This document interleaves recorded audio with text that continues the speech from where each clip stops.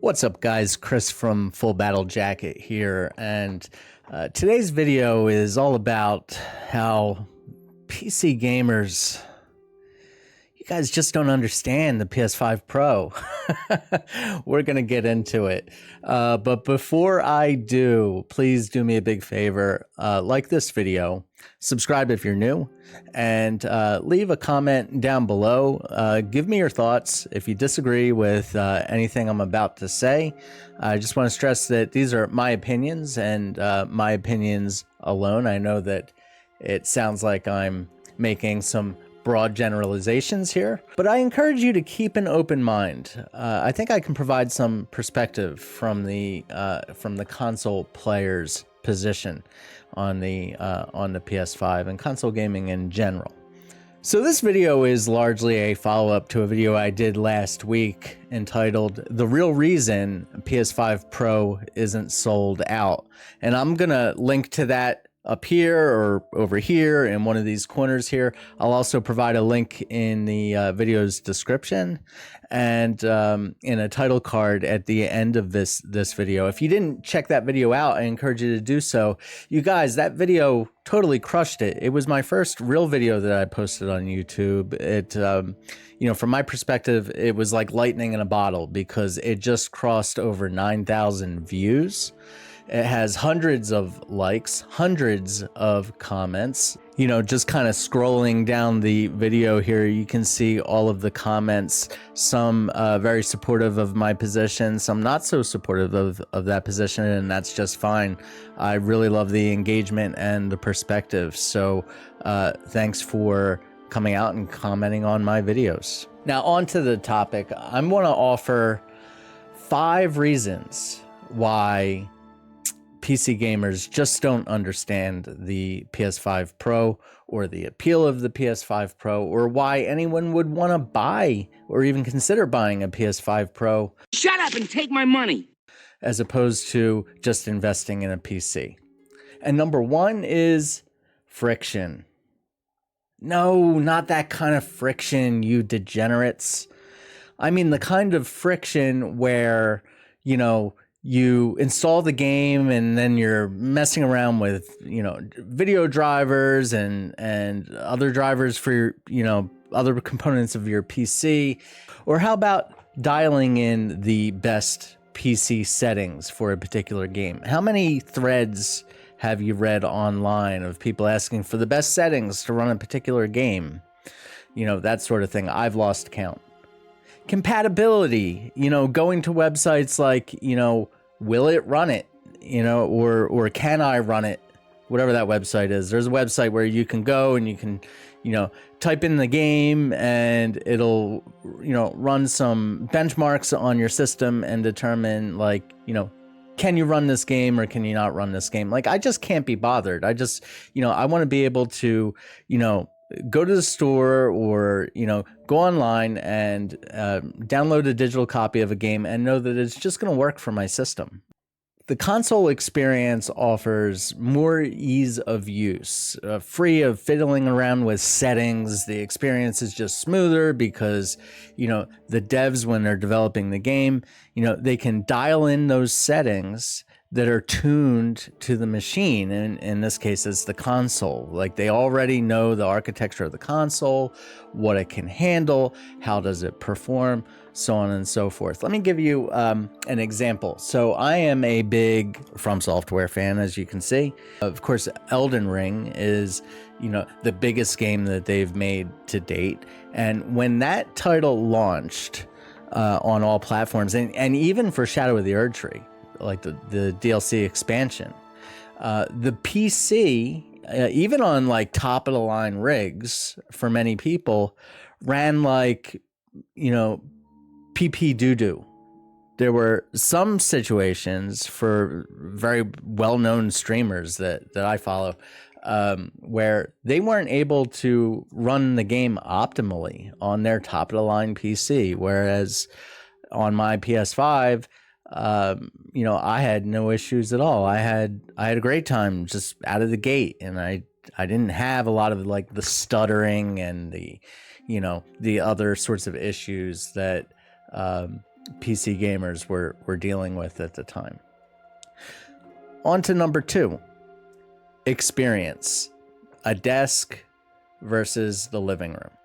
When I come home from work after a long day and a long commute, I don't want to sit at a desk. I just don't want to do it. And so another benefit of the living room, I like a big screen. I have a beautiful 65-inch OLED TV. I'll tell you what, guys, if you've never gamed on an OLED TV, you just don't know what you're missing. You know, once you've experienced OLED, it's very hard to go back. When you game on a big television set, like a big, beautiful OLED TV, it's cinematic. You can kick back. You're sitting away from the TV. You're lounging on the couch or in your favorite chair, and you can just enjoy the game. It's different than sitting in a computer chair, unless if your gaming throne happens to be a very expensive, like Herman Miller. I can't play a video game for more than 2 hours, you know, at a computer chair. Whereas in the living room, I can have long sessions, you know, 4 or 5, you know, 6, 7 hours easy. It's, you know, because you have more ability to relax and immerse yourself in the experience than you can sitting at a desk. And so on the subject of, you know, OLED monitors, yeah, there are a couple. I can get one of those MSI OLED monitors for roughly $600-700 in some cases for a 27-inch. Why would I want to settle for 27-inch OLED and still have to sit at a desk? And then many of those monitors have issues with text clarity. So while they may be great for gaming, they may be terrible for other things such as multitasking. So in terms of experience, desk versus the living room, a desktop versus the couch, I think it largely depends on what type of gamer you are. I think if you play very twitchy games such as Overwatch or Call of Duty or Fortnite, and you like to have Discord up, you know, on the side, and you're chatting with your friends on Discord and you're multitasking and that sort of thing, a PC is great for you. But for me, I play single player, narrative heavy games, very cinematic titles such as Death Stranding or Horizon or The Last of Us or Uncharted. And for those types of experiences, I feel like I'm missing out on something on a desktop. I feel like I am more immersed in the experience when I'm in my living room, the way I would be if I was watching a movie. I would hate to play these games at a desk. Point number 3. Point number 3 is, I'm sorry guys, but the PS5 Pro is still cheaper than a PC. Let me explain, because I know this is a divisive topic. Even at the $700 price point, the value package is still easier on the wallet than a PC. Sure, you can save a lot of money on Steam, especially with their crazy Steam sales, and all of that is well and good. But if you want to get a comparable value package to the PS5, you're going to have to build that PC yourself. And if you disagree with that, let me know.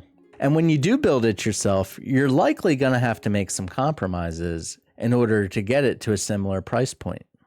And pre-built PCs, you've got to rule those out altogether, because a pre-built is going to cost you even more than if you were to buy the components separately and build the PC yourself. And don't forget, the cost of all of those components together don't include some other things like the cost of the operating system and other incidental costs that you'll need in order to get that PC up and running. And God help you if you happen to be inexperienced with building a PC.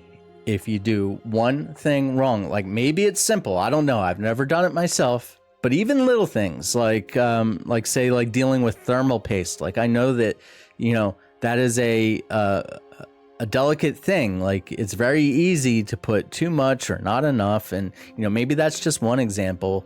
You may have installed a component incorrectly. It could be anything. Good luck trying to figure out what you did wrong once it's all together. Then you're pulling the whole thing apart and troubleshooting. And maybe I'm overcomplicating it. Let me know down in the comments. But I'll tell you what, as someone who deals with constant anxiety in my life, I don't even want to deal with that. I just don't. One final point on the cost. I know me. I have no self-control. None at all. If I were to go down the road of building myself a PC, I would want the best of the best that I could build at the time that I build it. I'd be tempted to spend way more than the cost of a PS5 Pro to build my custom PC. Reason number 4, portability. Now I know what you're thinking. Who the hell is porting around their PS5?